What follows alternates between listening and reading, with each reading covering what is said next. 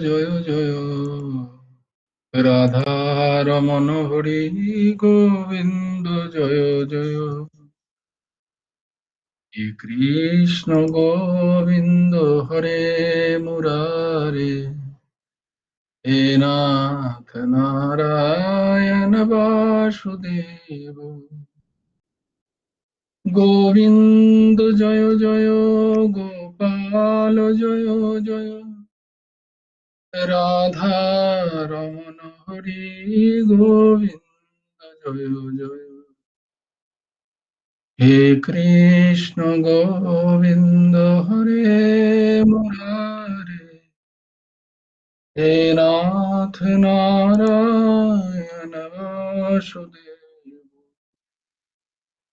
গোবিন্দ জয় জয় গোপাল জয় জয় রাধা রমণ হরি গোবিন্দ জয় জয় হে কৃষ্ণ গোবিন্দ হরে মুরারে হে নাথ নারায়ণ বাসুদেব গোবিন্দ জয় জয় গোপাল জয় জয় রাধা রমণ হরি গোবিন্দ জয় জয় হে কৃষ্ণ গোবিন্দ হরে মুরারে হে নাথ নারায়ণ বাসুদেব গোবিন্দ জয় জয় গোপাল জয় জয় রাধা রমণ হরি গোবিন্দ হে কৃষ্ণ গোবিন্দ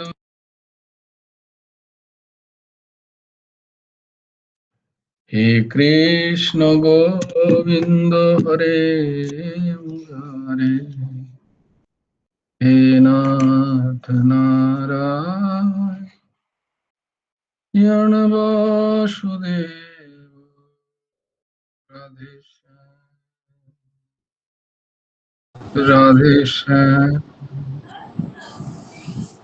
শ্যাম শ্যাম রাধে রাধে রাধে কৃষ্ণ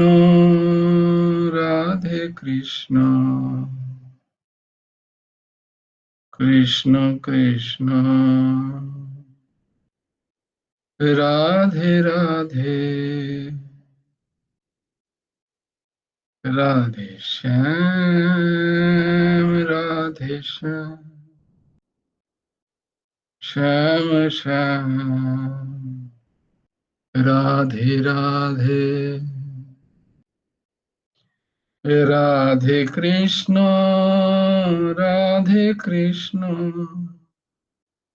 কৃষ্ণ কৃষ্ণ রাধে রাধে রাধে শ্যাম শ্যাম শ্যাম রাধে রাধে রাধে কৃষ্ণ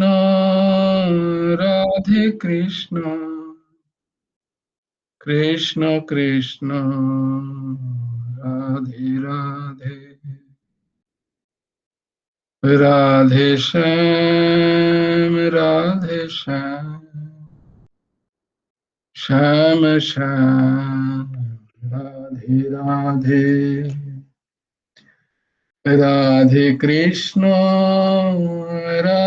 কৃষ্ণ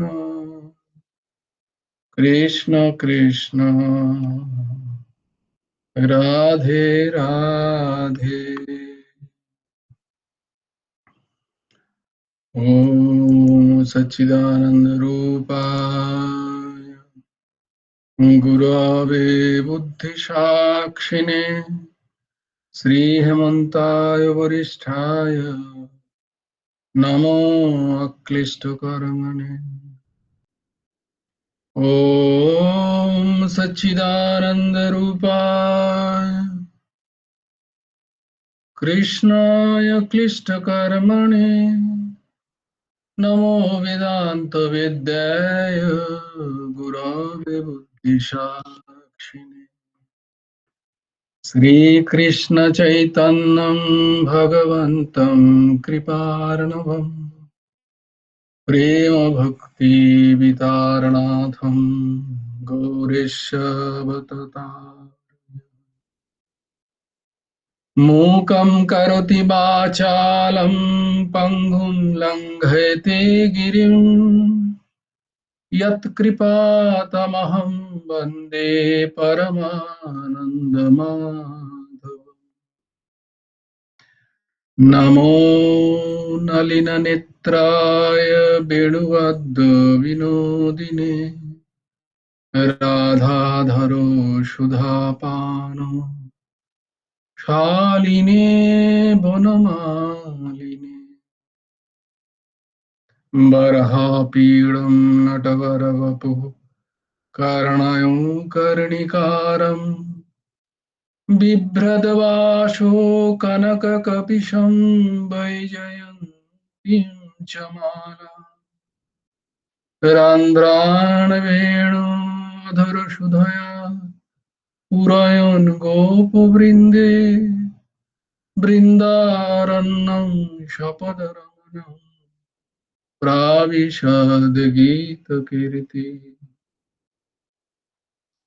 जयति परशरसूनो सत्त्वतिहृदयनन्दन वेश यस्य कमलगलितं वाङ्मयमृतं जगत्शिवोऽपि यः शानुभवमखिलश्रुतिसारमेकम् अध्यात्मदीपम् अतितितीर्षतां तमोहन्दम् संसारिणां करुणाय पुराणगुह्यम् तं वैश्वशुनमुपयामि गुरुं मुनीनाम् नारायणं नमस्कृत्य नरं चैव नरोत्तमं देवीं सरस्वतीं व्यासं ततो जयो मुदीरये वाञ्छाकल्पतरुभ्यश्च कृपासिन्धुभ्यो एव च पतितानां पावनेभ्यो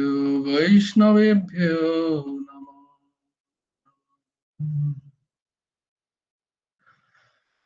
हरि ओम तत्सत्। জয় গুরু রাধেশ্যাম জয় ভাই, গুরু রাধেশ্যাম। বলছি আমি বই নিতে পারবো তো এবার ছুতে পাবো? হ্যাঁ হ্যাঁ নিশ্চয়ই, তুমি তো সবসময় ছুতে পারতে। না ভাই, অসুখ ছিল না। এখনো তার মানে হচ্ছে না, আমাদের আরো করতে হবে তাই না? হ্যাঁ, হ্যাঁ, জয় গুরু রাধেশ্যাম। দেখা যাক 18 অধ্যায়ের পরে বোঝা যায় কিনা অসহ্য কার কিসের। না না, যতক্ষণ না হচ্ছে ততক্ষণ সবকিছু মানাটাই ভালো, সব মানা ভালো। আর কি বলে ওটা, লোক কল্যাণের জন্য, লোক সংগ্রহের জন্য। হুম, যতক্ষণ এই বোধ হচ্ছে না ততক্ষণ মানাও হলো না, আবার বোধও হলো না, এরা জবা খিচুড়ি হয়ে গেলাম আমরা। ওটা যেন না হয়। হ্যাঁ, ঠিক। রাধেশ্যাম। একটাই উদাহরণ দিই তোমাদের এটা বলার জন্য।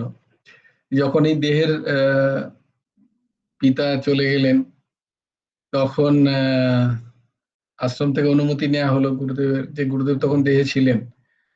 তো আমরা কি এবার আসতে পারি? গুরুদেব বললেন হ্যাঁ হ্যাঁ অবশ্যই। মানে তখন কি বলে,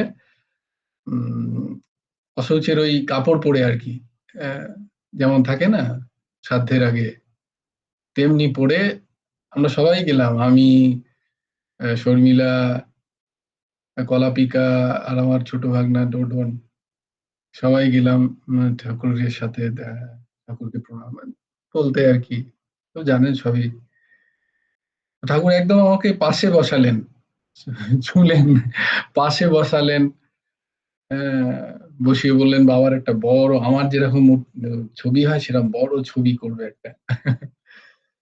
তো দাসের তো আর সেটা যতটুকু পেরেছি করেছি, সেভাবে হয়নি, আমারও মনোপ্রত হয়নি, কারণ সেরকম ছবিই পাচ্ছিলাম না বাবা যেটাকে বড় করা যায়, ফেটে যাচ্ছিল ছবিগুলো। এটা একটা দিক হলো, তোমরা বুঝতেই পারলে তাহলে। আশ্রমে যাওয়া, গুরুদেব, অশৌচ পালন কি। আর ঠিকই একই রকম, আমি নাম নিচ্ছি না, গুরুদেবের অতি কৃপা ভাজন, এই দাসের থেকে অনেক আগেকার গুরুদেবের আশ্রিত জন, তারও এরকম মাতা না পিতা বিয়োগ হয়ে যাওয়ার পরে গুরুদেব তাকে বলছেন যে এসো। তিনি বলছেন না না, আমাকে বলেছে যে এই সময় অশৌচ, এই সময় আসা উচিত নয়। গুরুদেব বলেছিলেন যে ঠিক আছে, বাবাকে বলো যেন 1 বছর না আসে। বোঝাতে পারছি? আমার গায়ে কাঁটা দিচ্ছে বলার সময়। 1 বছর বলে না, ঠিক আছে মানছে যখন, 1 বছর যেন আর আমাদের আশ্রমে না আসে। কে বঞ্চিত হলো? বোঝাতে পারছি?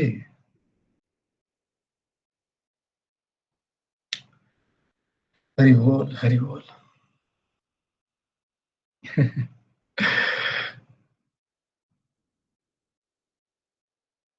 অবশ্যই ভালো হচ্ছে, কিন্তু বাহ, আজকে অনেকদিন পর, আমি বহুদিন ধরে ভাবছিলাম দাদাকে ফোন করব যে দাদা শরীরটা কেমন। নিমাই দাদা জয়েন করেছে আমাদের সাথে। দাদা তুমি হাতও তুলেছো, কেমন আছো? এখন একটু ভালো আছি গো। দাদা জয় ভাইকে গুরু ক্ষমা করে দিও আদিত্য। দাদা, তোমার নিজ গুণে। না না, আমি কৃপা করে এমনি ক্ষমা করে দাও। আমি যে তোমায় ফোনই করিনি, আমার খুব অন্যায় হয়েছে। আমি বারবার ভাবছিলাম তোমার একটা ফোন করবো, যে কি হলো দাদা, শরীরটা খারাপ কি না, না আমার নাকি। বাঁ চোখটা অপারেশন হয়েছিল। ও বাঁ কি চোখটা, ক্যাটারাক্ট? হ্যাঁ হ্যাঁ। আচ্ছা তারপরে আচ্ছা। সেই জন্যে প্লাস একটু কদিন ধরে খুব হাঁটুর ব্যথা ব্যথা হচ্ছিল। হুম হুম পা বাবুয়ে বসতে পারছিলাম না, বা একটা গীতার ক্লাস শুনবো, সেই পাটা ছড়িয়ে এরকম লম্বা করে শুনবো, নিজেকে খুব অপরাধী মনে হচ্ছিল। হুম ওই হুম হুম। জন্যে আমি আর অ্যাটেন্ড করিনি, কিন্তু আমি ওই রেকর্ডগুলো ভিডিওগুলো শুনেছি। আচ্ছা আচ্ছা আচ্ছা এই জন্য। আচ্ছা। হ্যাঁ, বাহ। ঠিক আছে, জয় গুরুরাজ। তোমরা ভালো এই আছো তো সবাই? ব্যবস্থা। হ্যাঁ দিদি, হ্যাঁ দাদা, সব ঠিক আছে আচ্ছা, গুরুদেব, একটু জয় তুমিও গুরুরাজ। সাবধানে থেকো। হ্যাঁ। হ্যাঁ হ্যাঁ হ্যাঁ। হুম। জয় গুরু আদেশ, জয় গুরু আদেশ।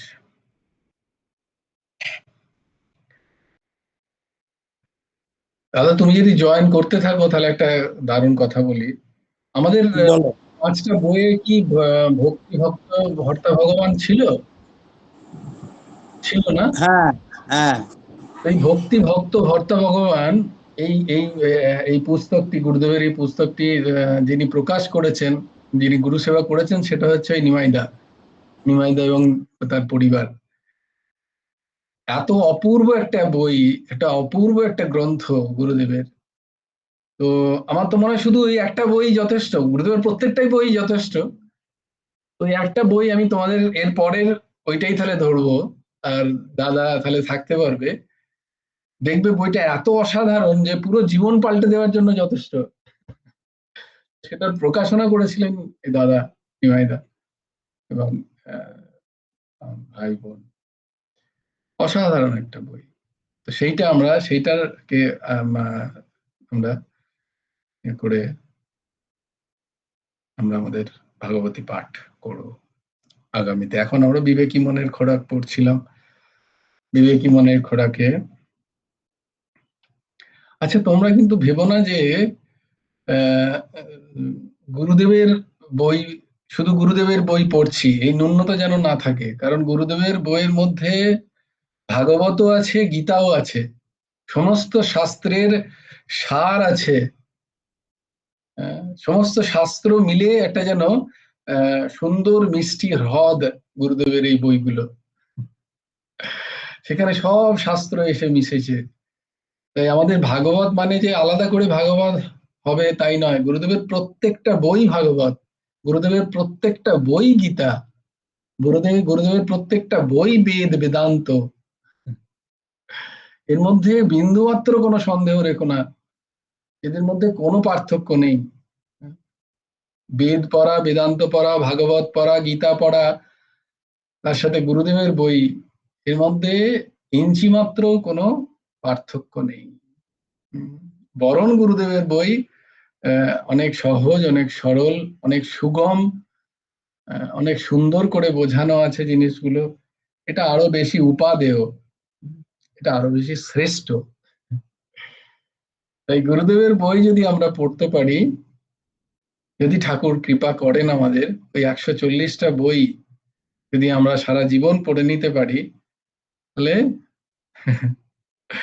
না পুনর্ভবন্তি, এতে কোনো সন্দেহ নেই, ভগবত প্রেম জাগবেই জাগবে আমাদের। ভগবত প্রেম জাগবেই, এতে কোনো সন্দেহ নেই। তো দেখো, আমরা একটা বই কিন্তু গুরুদেবের কৃপায় করে ফেলেছি। হ্যাঁ, এটা আমাদের একটা বিশাল বড় অ্যাচিভমেন্ট। কোন বইটা করেছি? গুরুমুখে গীতা দেখলাম কথা সার ভাগবতী কথা। গুরুমুখে গীতা উপদেশ। হ্যাঁ, ওইটাও হয়েছে, ওটাও হয়েছে, দুটোই। বাহ, দেখেছো, এবার নাও দুই বোনে লেগে যাও। যে জিতবে আমি তার পক্ষে, না না তার অপোনেন্টে। খুব সুন্দর, খুব সুন্দর। দেখো দেখো দেখো, দেখে শেখো সবাই। বোনেদের মধ্যে এই অপূর্ব অপূর্ব অপূর্ব। গুরুদেব এরম পরিবার চেয়েছেন, গুরুদেব এরম পরিবার চেয়েছেন। গুরুদেব কোথাও বলেননি যে পরিবার ছেড়ে গিয়ে সাধন ভজন করতে, না না না, এরকম পরিবার। হ্যাঁ, এই দেখো, আজকে এই যেমন ভিডিওটা পাঠালাম, এত ভালো লাগলো। মৌমিতা মা ওর বাড়িতে এসছে একজন, তাকে ধরে রাধেশ্যাম নাম লেখাচ্ছে, রাধেশ্যাম নাম বলাচ্ছে। অদ্ভুত অদ্ভুত। এই তো জীবন, এটাই তো জীবন, এটাই জীবনের সার।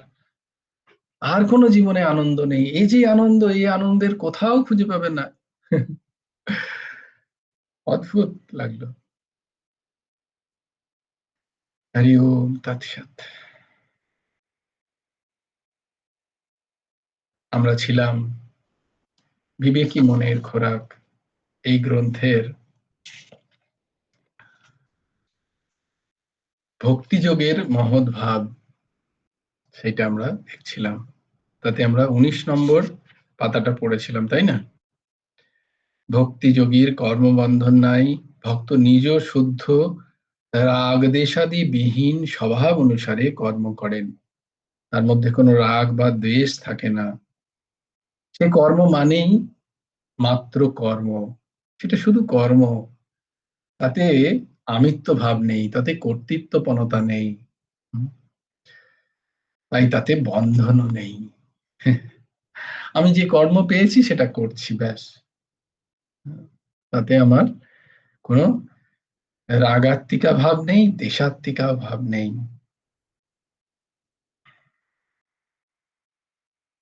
তারপরে গুরু ভগবান লিখছেন এটা অদ্ভুত কথা। ভক্ত যখন নিজের স্বাধীনতা অনুভব করিয়াও, নিজের স্বাধীনতা অনুভব করিয়াও সন্তুষ্ট হন না, কি অদ্ভুত কথা। শুধু এই কথাটাকে যদি আমরা জীবন করে নিতে পারি, সাধু হয়ে যাবো ভেতর থেকে। এক একটা কথা এত সুন্দর। আমি স্বাধীন, বলি না যে আমি স্বাধীন, আমার নিজের কিছু না কিছু মতামত আছে, আমার কোনো মত নিল না কেউ, কত অশান্তি হয় ঘরে, তাই না? তোরা তো সব নিজেরাই করে নিলি, আমার মত নিলি না। আমাকে কেউ একবার জিজ্ঞেস করলো না, আমাকে কেউ কিছু মনেই করে না। হ্যাঁ? আজকাল তো তোরা আমাকে আর কিছু মনেই করিস না। একটু যারা বয়স হয়ে যায় তারা ওই কথাটাই বলে, এখন তো বড় হয়ে গেছিস। আমি তো এখন আর কিছুই নই। মোহ মোহ মোহ এব হি কারণম।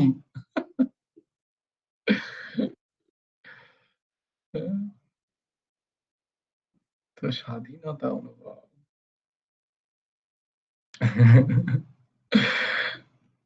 ভিক্ষের ঝুলি নিয়ে দৌড়ে দৌড়ে ঘুরে বেড়াচ্ছি, পুত্রের দৌড়ে, কন্যার দৌড়ে, ভাই বন্ধু পরিবেশ পরিজন আত্মীয় স্বজন তাদের দৌড়ে দৌড়ে ঘুরে বেড়াচ্ছি, আমাকে একটু সম্মান দাও, আমাকে একটু পাত্তা দাও। হ্যাঁ? করোনা, তোমরা যাতে গিরা ক্লাস করেছো তারা মনে রেখো প্লিজ, ভিক্ষার ঝুলি নিয়ে ঘুরো না। ভিক্ষা যদি চাইতে হয় রাজার কাছে ভিক্ষা চাও, ভিক্ষুকদের কাছে ভিক্ষা চেয়ে কি করবে? যে নিজেই ভিখারি তাদের কাছে ভিক্ষা চাইছো কেন? আমরা তো সব ভিখারি, আমরাই তো চাইছি ভগবানের কাছে দাও দাও দাও দাও। এক সম্রাট, এক সম্রাটের কাছে, সম্রাট গেছেন একজন মহাত্মার কাছে, সে মহাত্মাকে বলছে কি চাই আপনার? বলছে যে তোমার মুখ দেখে আমার খুব কষ্ট হচ্ছে। বলে কেন? বলে তুমিই তো ভিখারি, তোমার কাছ থেকে আমি আর কি চাইবো? খুব সম্ভবত তুলসীদাসজি মহারাজ বা নামদেবজি মহারাজ, নামদেব মহারাজের ঘটনা। তিনি যখন জ্ঞানেশ্বর মহারাজ যখন যাচ্ছেন সমস্ত ভারতবর্ষে যখন নাম বেলাতে, তখন ওই নামদেব মহারাজকেও নিয়ে গেলেন যে তুমিও চলো। তো দিল্লিতে জ্ঞানেশ্বর মহারাজের খুব নাম তখন, তো দিল্লির যখন তখন মুঘল সাম্রাজ্য চলছে, তো সেই সময় যিনি ছিলেন মনে নেই কে ছিলেন, তোমরা দেখে নিতে পারো নামদেবের সময়। তো তিনি জ্ঞানেশ্বর মহারাজকে সিপাহি দিয়ে ডেকে পাঠিয়েছেন যে তোমার অনেক চমৎকার শুনেছি, তুমি এখানে এসো, আমার দরবারে হাজিরা দাও। জ্ঞানেশ্বর মহারাজ আমি একটাই দরবারে হাজিরা দিই, আমি আর অন্য কোথাও দরবারে হাজিরা দিই না। তো খুব পেরাপিরিতে যখন বলার পরে তো নামদেব মহারাজ বলছেন যে প্রভু আমাকে আমাকে আজ্ঞা দিন, আমি যাই। দুজন বড় বড় মহাপুরুষ, তারা নাম সংকীর্তনের দল নিয়ে বেরিয়েছেন, বেরোতে বেরোতে দিল্লি গেছেন আর কি। সত্যি ঘটনা, কোনো বানানো ঘটনা বলছি না। তো নামদেব মহারাজ তখন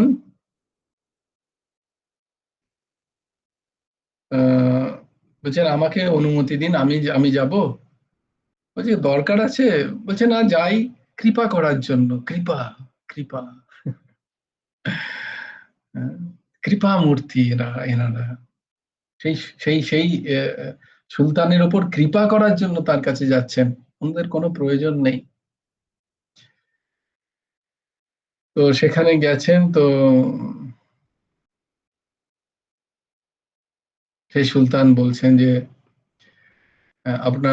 আমি শুনেছি খুব আপনারা তখন নামদেব মহারাজ এবং জ্ঞানেশ্বর মহারাজ দুজনেরই বিশাল, পুরো ভারতবর্ষের ভূমিতে সিদ্ধ সন্ত মহাত্মার হিসাবে নাম।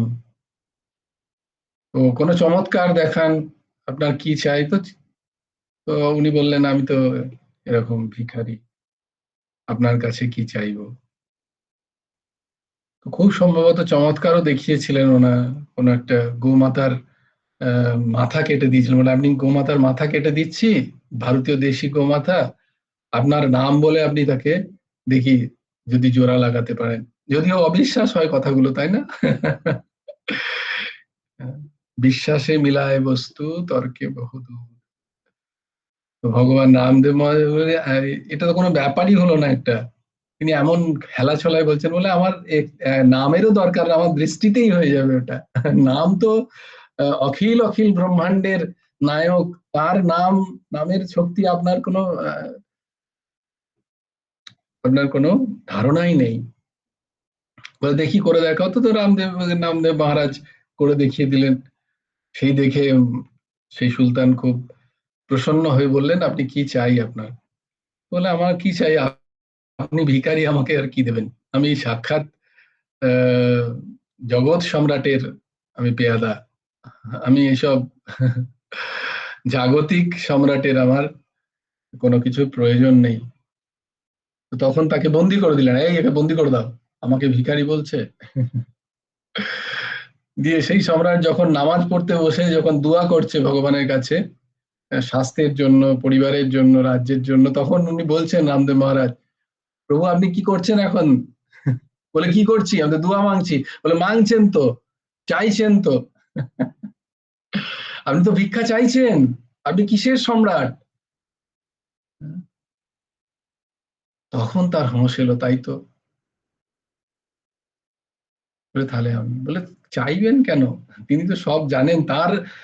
তার অন্তর্যামিত্বে আপনি প্রশ্ন করছেন। আপনার কি চাই তিনি জানেন না? তিনি পাঠিয়েছেন এই জগতে আপনাকে, তিনি জানেন না আপনার কি চাই?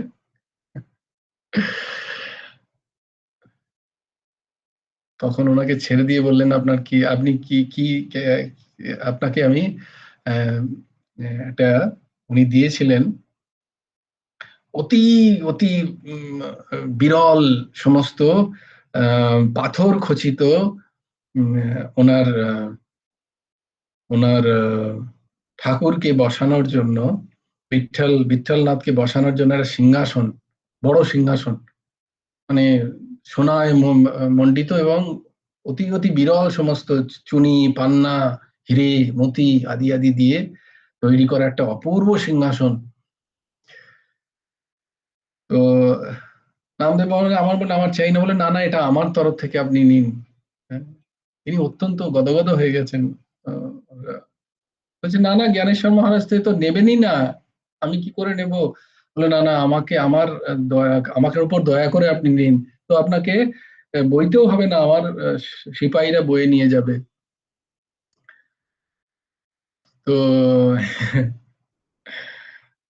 সেই সিপাহীরা যখন বয়ে নিয়ে যাচ্ছিল, তো নামদেব বাবা বললেন যে এ তো খুব মুশকিল, এটা নিয়ে গেলে তো জ্ঞানেশ্বর মহারাজ খুব রেগে যাবেন, যেখানে ওনাদের মন্ডলী লেগেছে আর কি, সম্রাটের প্রাসাদ থেকে দূরে।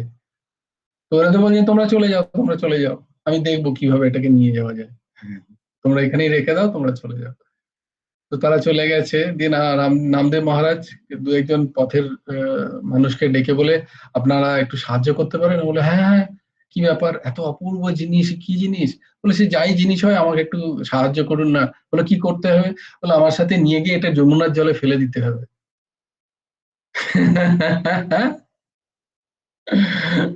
তারা তো অবাক। তো বলছে না, এই কৃপা করুন, কৃপা করুন, এটাকে যমুনার জলে ফেলে দিন, এই বড় অশান্তির জিনিস। হ্যাঁ। তো তারা তাই করলো, কি আর করবে, যমুনার জলে গিয়ে ফেলে দিয়েছে। সেই খবরটা 2-3 দিন পরে সুলতানের কাছে পৌঁছে গেছে। সুলতান আবার এসছে, আমার দেওয়া জিনিস আপনি ফেলে দিলেন, দেখো দান করেছিলেন, আদৌ দান করেননি, আমার দেয়া, আমি আশ্রম সেবা করি, আমার মতো কেউ করে না। क्या करे कैसे करे, ये अहंकार बड़ी खतरनाक चीज है। তো আমি দিয়েছি, আমার সিংহাসনটা আপনি ফেলে দিলেন, এত স্পর্ধা আপনার, এটা কি ঠিক করলেন? এটা তো ঠিক করলেন না। বলে খুব কান্নাকাটি বলছে, বলছে আপনার সিংহাসন চাই, ঠিক আছে চলুন। তো তাকে নিয়ে যমুনার ঘাটে গেছেন। যমুনার ঘাটে তার রামদেব মহারাজের যে ইয়ে ছিল, এইখান থেকে এরকম করে বলছেন যে নিন, দেখুন কোন সিংহাসন, এরকম 10-12টা সিংহাসন যমুনার জল থেকে বার করে সেই মহারাজ, সেই সুলতানের সামনে রেখে দিলেন, কোন সিংহাসন আপনার, আপনি নিয়ে নিন। সুলতান আবার তার পায়ে পড়ে গেল। তো আমাদের অহমের দশা এই, আমাদের যতই দেখানো হোক আমাদের অহম যায় না। এটা তার প্রতি কৃপার জন্য।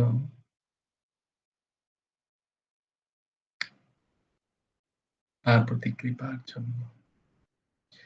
এরকমই এক ঘটনা, আজকে তো এখানেই চলে যাবে, আবার একটা ঘটনা মনে পড়ে গেল, তোমাদের বলে দিই।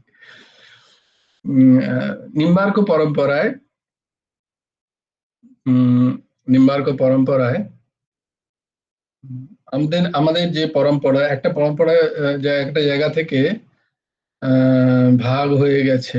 ওই যে নিম্বার্ক পরম্পরা, দেখো একটা লিফলেট দিয়েছিল না আমাদের মৌমিতা মা, ওখানে দেখো শুভরাম পরম্পরা লেখা আছে, এটা শুভরাম বলে লেখা আছে। শুভরাম পরম্পরা থেকে আমাদের, আমরা দীক্ষিত। আর একটা পরশুরাম ছিলেন একই সময়, ওই সময় দুজনেই হরিব্যাস দেবাচার্যজির শিষ্য ছিলেন। তো শুভরাম পরম্পরা যিনি, তিনি মূল জায়গাটা ধরেন যে শান্ত ভাবে, যেটা নিম্বার্ক পরম্পরার মূল ভাবধারা তোমাদের জানা উচিত যে কোনো প্রকাশ নেই, কোনো প্রচার নেই, শুধুমাত্র ভগবানকে যুগল কিশোরকে লাড লাগানো, তাকে আপন করা, তার তার প্রেমে ডুবে যাওয়া এবং ভজন করে এই সংসার সাগর থেকে উত্তীর্ণ হওয়া, এটা হচ্ছে নিম্বার্কীয় পরম্পরার মূল উদ্দেশ্য। এটাই তার ভাব। এবং ভগবত নিকুঞ্জে গিয়ে শ্রী যুগল কিশোরের সেবা, এটাই মূল ভাব। শান্ত সবাই, খুব প্রচার বিমুখ। নিম্বার্ক পরম্পরায় দেখবে তাই জন্য খুব প্রচার খুব কম, অথচ সব থেকে বেশি প্রসার কিন্তু নিম্বার্ক পরম্পরারই গোটা বিশ্বে, কিন্তু জানে না অনেকেই দেখবে। কারণ আদি, সব থেকে আদি তো, তাই প্রসার খুব এবং প্রচার খুব কম। এটা হচ্ছে ওই শুভরাম পরম্পরায় ঐশ্বর্য আদি আদি যারা যারা পান তারা প্রকাশ করেন না। যেমন দেখো গুরুদেব, আমাদের প্রভু কোনোদিন তার ঐশ্বর্যকে প্রকাশ করেননি। তার সিদ্ধ দেহ কবে থেকে, কিন্তু কেউ জানতেই পারলো না। বাঙালি পশ্চিমবঙ্গের মানুষ বঞ্চিত হলো বলা যেতে পারে, কিন্তু সেটা বঞ্চিত হওয়াটা নয়, তার ইচ্ছা ছাড়া কেই বা আসতে পারে তার সামনে। তো তো সেই শুভরাম পরম্পরা আর ওই পরশুরাম পরম্পরা, তো পরশুরাম পরম্পরা কিন্তু ওনারা ওই ঐশ্বর্যধারী। এবং আজকের যে সালেমাবাদ, নিম্বার্ক যে পীঠ সালেমাবাদ, সেটা ওই পরশুরাম প্রভুর দ্বারা প্রতিষ্ঠিত। তো তার কালের একটা ঘটনা আর কি। তো তিনি একবার কি করেছিলেন, ওই জায়গাটার নাম ছিল খুব সম্ভবত, বাবার হলো আবার জ্বর, জাহাঙ্গীরাবাদ, খুব সম্ভবত জাহাঙ্গীরাবাদ। এই সালেমাবাদ, সরি সেলিম না, সেলিম, শার্লোর, ইয়েস, সেলিমাবাদ। সেলিমাবাদ বললাম না, রাজস্থানের সেলিমাবাদ। তো তার পিতা জাহাঙ্গীর না, সেলিমের পিতা, বাবার হলো আবার জ্বর, সারলো ঔষধে। তো সেলিম, সেলিম আমাদের কি দশা দেখো। এইটাই যদি আমাদেরকে বলা হয় তুমি মৌর্য বংশের 2-4 জন রাজার নাম বলো, আমরা পারবো না কিন্তু বলতে। তুমি চৌল বংশের নাম বলো, আমরা কিন্তু জানি না, কারণ আমাদের শেখানো হয়েছে মুঘল সাম্রাজ্যের কথা, স্ট্র্যাটেজিক্যালি এগুলো শেখানো হয়েছে। যাকে কি আর করা যায়। তো তো সেই সেলিমের অবস্থা এতই খারাপ যে সে বাঁচবে না, মৃত্যু অবশ্যম্ভাবী। তখন জাহাঙ্গীর ওরকম সব কিছু করেও পুরো একদম নিরাশ। তখন ওই পরশুরামজির খবর দিলেন কেউ একজন, যে এরকম একজন সিদ্ধ মহাত্মা আছেন। তখন পরশুরামজির বিশাল নাম ওই ক্ষেত্রে। নামটা কারণ আবার ওনাদেরই, এটা বলতে বলতে তো পুরো দিন চলে যাবে। ওনাদেরই যে সমস্ত পীর বাবাদের খুব অত্যাচার ছিল, যারা পুষ্করে যেত, সনাতনী পরম্পরার বিশ্বাসী মানুষরা পুষ্করে যারা ধর্ম তীর্থে যেতেন, তাদের খুব অত্যাচার করত ওই পীর পীর বাবারা ওই সময়। তো তাদেরকে ওই ক্ষেত্রটাতে তাদেরকে নিষ্কাশিত করার জন্য পরশুরামজি মহারাজ ওখানে গিয়ে অবস্থান করতেন। তো যাকে তার জন্য খুব নাম ছিল, সবাই নাম জানতেন পরশুরামজির। দিল্লি পর্যন্ত, সুলতানাত পর্যন্ত নাম ছিল যে এক এরকম সনাতনী সিদ্ধ মহাত্মা, তিনি সবাইকে, সবার সিদ্ধাই গুলোকে তিনি বশীভূত করে ফেলছেন। তো কি করে, তো সেলিমের জন্য ওই জাহাঙ্গীর এসছিলেন সেলিমকে নিয়ে, যে প্রভু কৃপা করুন। তো তখন পরশুরাম, ঠিক আছে যা, তো ছেলে বেঁচে গেল। তো তিনি ওই বাঁচিয়ে দিয়েছিলেন। এবং জাহাঙ্গীর তখন প্রচুর উপঢৌকন এবং বিশাল, এবং বলেছিলেন দয়া করুন এই জায়গাটা আমার ছেলের নামে যদি রাখা যায়। এইভাবে ওই জায়গাটার নাম হয়েছিল সেলিমাবাদ। তো এবং সেই প্রচুর অর্থকড়ি দিতে চেয়েছিলেন, কারণ ছেলেকে বাঁচিয়ে দিয়েছেন। তো সেই সময় পরশুরামজির জন্য একটা, উনি আহ, সাধু মহাত্মারা নেন না, ওটাকে কি বলে, ওড়নি দিতে পারে, ওড়নি, সোনার সোনার সুতোর খচিত ওড়না, তাতে অপূর্ব অপূর্ব মণিমুক্ত জড়ি সব দিয়ে, মানে ওইটা একটাই তৈরি হয়েছিল আর কি বিশ্বে। সেই সময়কার ওনাদের তো তারা ওই এমব্রয়ডারির কাজ খুব ভালো জানতেন না, আহ, সুতো সেলাইয়ের কাজ, তো তিনি তৈরি করিয়েছিলেন স্পেশালি পরশুরাম মহারাজের জন্য। তিনি যখন পাঠালেন বা নিজেই এসছিলেন, যখন দিচ্ছেন পরশুরাম মহারাজকে প্রণাম করে, হে প্রভু এটা গ্রহণ করুন, এটা আপনার জন্য। তো পরশুরাম মহারাজ তখন ভাবে ঘুরেছিলেন কোনোভাবে, সামনে ধুনি জ্বলছিল, ধুনি মানে জানো তো, মানে সামনে একটা হোম যজ্ঞ হচ্ছে, হোম হচ্ছে, ওটাকে ধুনি বলে, নিরন্তর আগুন জ্বলতে থাকে। তো সেই ধুনিতে তিনি বসেছিলেন, তিনি তার রাজ্যে ছিলেন। তো ইনি এসে সামনে রেখেছেন, রেখে তিনি প্রণাম করছেন, কিন্তু এনার কোনো ভাব নেই। তো যেখানে যা পাচ্ছেন ওই ঝুনিতে দিচ্ছেন। তো তিনি কি করেছেন, চিমটে দিয়ে ওই ওড়নাটাও নিয়ে গিয়ে ওই ধুনির আগুনে দিয়ে দিয়েছেন। আর যেই ধুনির আগুনে দিয়ে দিয়েছেন, দপ দপ দপ করে জ্বলে উঠে, জ্বলে ধুনি সে ওই ওড়না শেষ, ওড়না পুরো জ্বলে গেছে। সেই দেখে ওনার তো হাপিতে, বাবা রে, এ তো প্রচুর দাম, মানে এখনকার দিনের ওর কোনো দাম দেওয়া যায় না, এত এত মণিখচিত, এত অপূর্ব জিনিস। তো বলে এটা আপনি পে করে দিলেন, এই আপনার জন্য নিয়ে এসেছিলাম, খুব কান্নাকাটি। তখন ওনার ধ্যান ভেঙেছে, বলে কি হলো, কে কান্নাকাটি করছে, কে চেঁচাচ্ছে? বলছে এরকম ইনি এসছেন দিল্লি থেকে। তো বলে কেন, কি হয়েছে? বলে আপনি এরকম এরকম হয়েছিল, আপনি চিমটা দিয়ে সেটা আপনি জ্বালিয়ে দিয়েছেন। বলো আচ্ছা এই ব্যাপার, আচ্ছা ঠিক আছে।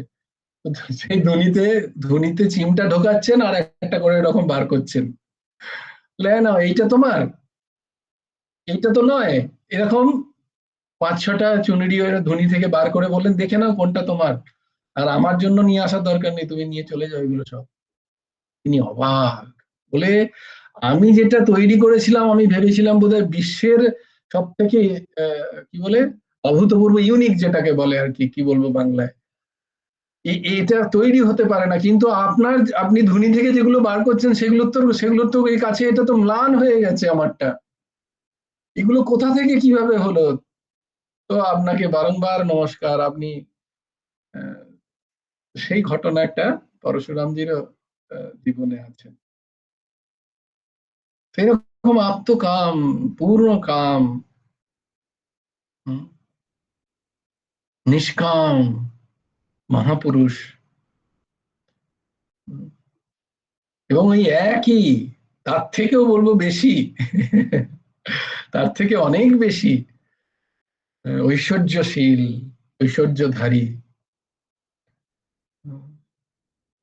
করুণা অবতার, কৃপাশীলতা, দয়াশীল পরমহংস ঠাকুর শ্রী শ্রী হেমন্ত দেবজিও, তিনি কৃপা করে এই বইগুলো আমাদের জন্য লিখেছেন। এবং তিনি বলছেন, দেখো কতটুকু প্রকাশ তার ছিল, তারই মধ্যে তিনি বলছেন আমার অধিকার বশিষ্ঠ আদির মতো, নারদ বশিষ্ঠ ভৃগুর মতো আমার অধিকার, যে ভৃগু গিয়ে ভগবানের পক্ষে পদাঘাত করতে পারে, বুঝতে পারছো? তার অধিকার খুব সহজ মনে হয় না? অতি সহজ, অতি সরল, অতি দীন, কোনো প্রকাশহীন, কোনো প্রচারহীন,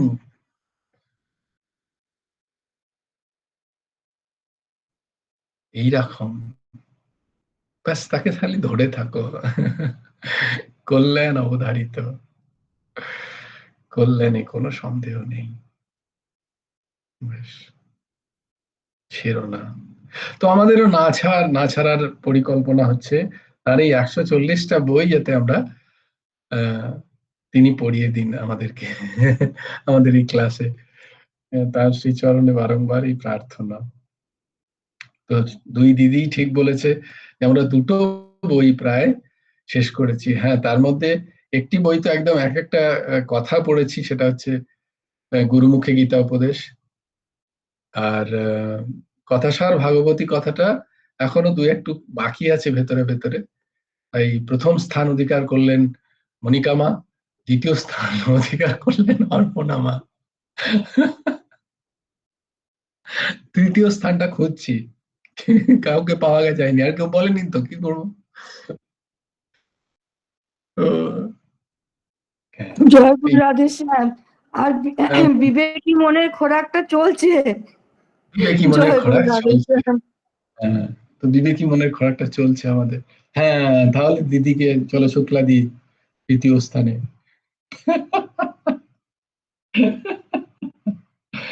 না না, আমরা সব এক স্থানে। আমাদের এই পরিবার যেন অটুট থাকে, ঠাকুর যেন এটাকে আরো দৃঢ় করেন, আরো আরো আরো যেন আহ, তার অমৃত পান করার জন্য তিনি যেন আরো দৃঢ় করেন। হুম। কারণ তার কৃপা বিনা সম্ভব নয়, তার দয়া বিনা সম্ভব নয় যে আমরা তার সেই অমৃতকে গ্রহণ করতে পারি। কে তোমায় জানতে পারে, তুমি না জানালে পরে, কে তোমায় জানতে পারে, তুমি না জানালে পরে। কে তুলেছো গানটা? বাহ, ঠিক আছে, এই হচ্ছে ওবিডিয়েন্ট ছাত্রী। হ্যাঁ, কে আমা বলো, কে আমা একটু শোনাও তো।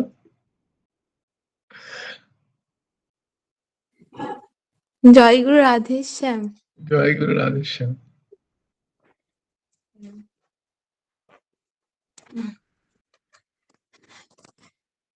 কে তোমারে জানতে পারে, তুমি না জানালে পরে, কে তোমারে জানতে পারে, বেদ বেদান্ত পাই না অন্ত, বেদ বেদান্ত পাই না অন্ত, খুঁজে বেড়াই অন্ধকারে, কে তোমারে জানতে পারে, তুমি না জানালে পরে, কে তোমারে জানতে পারে।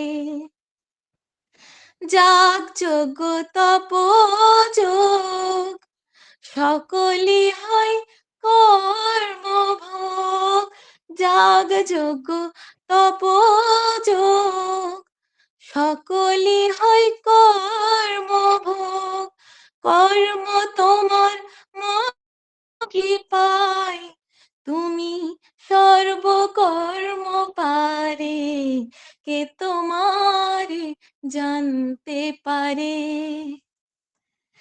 সৃষ্টি জোড়া তোমার মায়া, কায়া নয় কেবলি ছায়া, সৃষ্টি জোড়া তোমার মায়া, কায়া নয় কেবলি ছায়া, মাঠের মাঝে আকাশ ধরা, ঘুরে সারা চারিধারে, কে তোমারে জানতে পারে। তুমি প্রভু ইচ্ছাময়, যদি তোমার ইচ্ছা হয়, তুমি প্রভু ইচ্ছাময়, যদি তোমার ইচ্ছা হয়, অসাধ্য সুসাধ্য তার, তুমি কৃপা করো যারে, কে তোমারে জানতে পারে। তব কৃপা আশা করি, রয়েছি জীবন ধরি, তব কৃপা আশা করি, রয়েছি জীবন ধরি, কৃপানাথ কৃপা করি, কৃপানাথ কৃপা করি, এসো বসো হৃদ মাঝারে, কে তোমারে জানতে পারে, তুমি না জানালে পরে,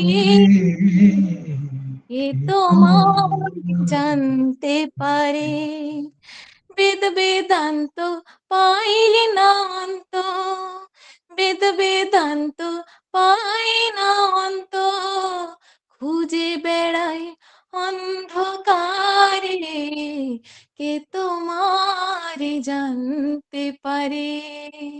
জয় গুরু রাধেশ্যাম। জয় গুরু রাধেশ্যাম। অসাধারণ, অসাধারণ, অসাধারণ, অপূর্ব মা, অপূর্ব, অপূর্ব, আহা, অপূর্ব, অপূর্ব।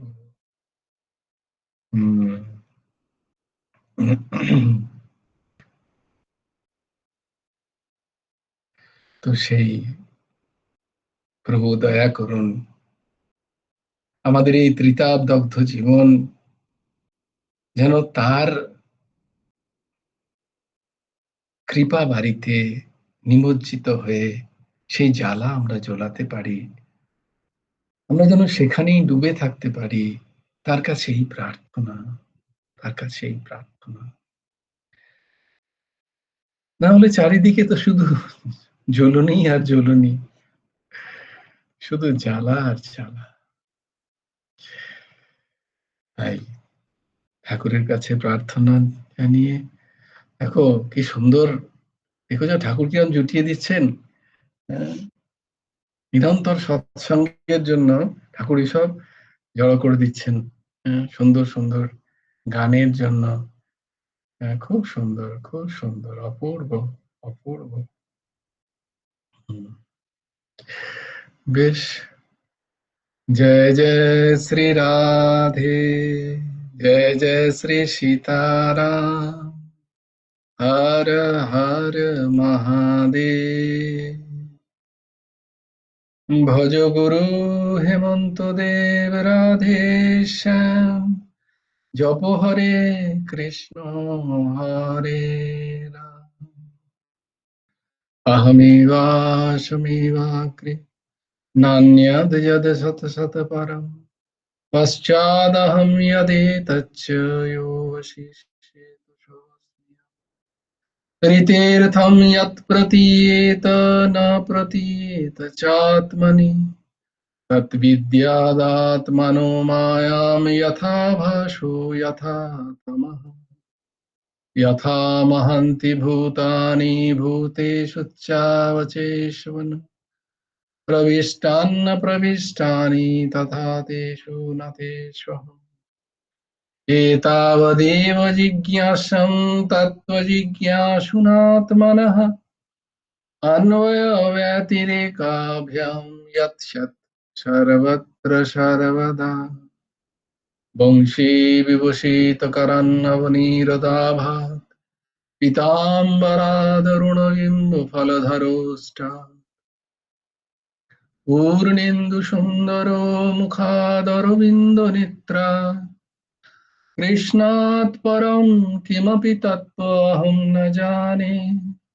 ध्येयं सदा परिभवग्नमभीष्टदोहम् तीर्थास्पदं शिवविरिञ्चिनुतं शरण्यं भृत्यर्थाहं प्रणतपालो भवाब्धिपूतम् वन्दे महापुरुषते चरणारविन्दम् त्वक्ता सुदुत्वजो सुरेप्सितराज्यलक्ष्मीं धर्मिष्ठार्यवचसा जदगादरन्नम् मायां निगमदयितयप्सितमन्वधाम् वन्दे महापुरुषते चरणारविन्दम्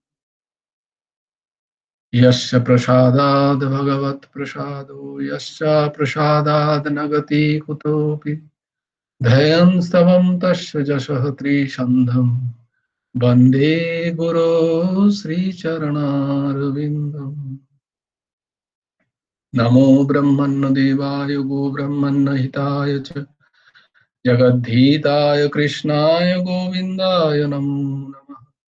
हे कृष्ण करुणा सिन्धु दीनबन्धु जगत्पते गोपेश गोपिका कान्त राधाकान्त नमोस्तुते।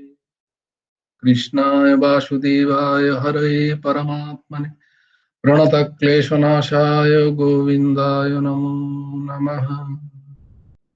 जय गुरु राधे श्याम राधे श्याम राधे श्याम श्याम श्याम राधे राधे राधे कृष्ण कृष्ण कृष्ण राधे राधे। जय गुरु राधे श्याम श्री गुरार्पणमस्तु श्री हेमंत देवार्पणमस्तु। জয় গুরু রাধে শ্যাম। সবাই ভালো থেকো, সুন্দর থেকো, সুস্থ থেকো। হ্যাঁ, শর্মিলা কিছু বলছিলে, হাত তুলেছো? হ্যাঁ, জয় গুরু রাধে শ্যাম। জয় গুরু রাধে শ্যাম। হ্যাঁ, আমি বলছিলাম আমাদের এগিয়ে যেতে হবে মানে সৎ চিন্তা নিয়ে। গুরুদেব বলেছিলেন না যে আমরা যদি কিছু মানে নিয়ে এগোই তাহলে উনিই ঠিক সাহায্য করবেন। একদম তো ঠিক। এটা আমরা চাই আরো মানে বড় মানে সবাই লাভ পাক, এটাই এখন উদ্দেশ্য হবে আমাদের। এবং তার সাথে সাথে আমরা যাতে নিজেরাও মানে তার লাভ উঠাতে পারি। ওইটা হচ্ছে প্রথম, ওইটা হ্যাঁ, প্রথম।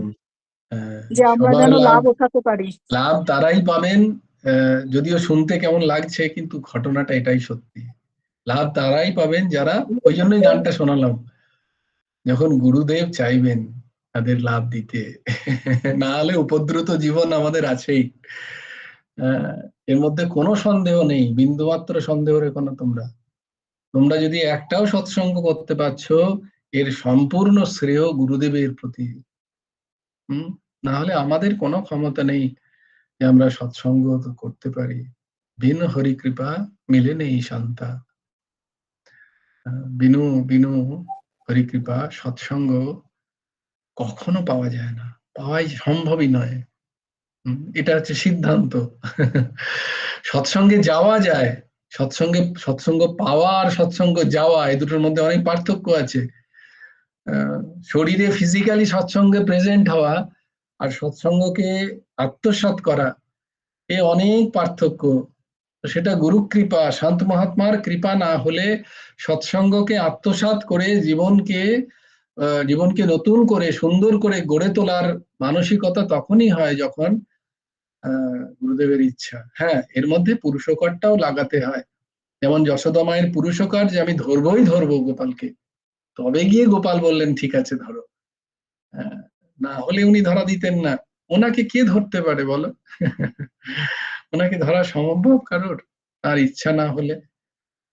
কিন্তু এই পুরুষকারটা তো দেখাতে হবে একটুখানি।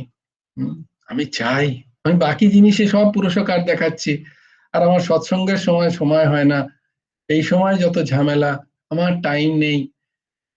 এটা তো ক্লিবতার লক্ষণ, এটা ক্লিবতার লক্ষণ। ঠিক আছে, অনন্ত সংসার রহো, কোই বাত নেই, বঢ়িয়া। খুব আনন্দ করো। তো হ্যাঁ, বলবো আমরা সবাইকে, চেষ্টা করব সবাই যাতে আসে, সবাই যাতে মূলটা নিয়ে আনন্দের অধিকারী হয়। এই ঘোর যুগেও সম্ভব, সম্পূর্ণ সম্ভব, কিন্তু সেটাকে ওই ডুবে থাকতে হবে। তো জয় গুরু রাধে শ্যাম, সবাই ভালো থেকো। হ্যাঁ, ও আরেকজন, আমার কিন্তু খুব বেশি কথা বলার সময় নেই, আমাকে নাইটে বেরোতে হবে। বলো আশিস বাবু, আশিস বাবু প্রণাম মহারাজ। অনেকদিন পরে আপনার দর্শন পাচ্ছি। কি বলো, হাত তুলেছো? আশিস, নিমাই বাবু হাত তুলেছেন তো দেখলাম। তখনই হাত তুলেছিলেন। আশিস আশিস আশিস হাত তুলেছে দেখছি, যে হাত উঠে গেছে বলে কে ওঠালি আমার হাতটা। সবাই ভালো থেকো।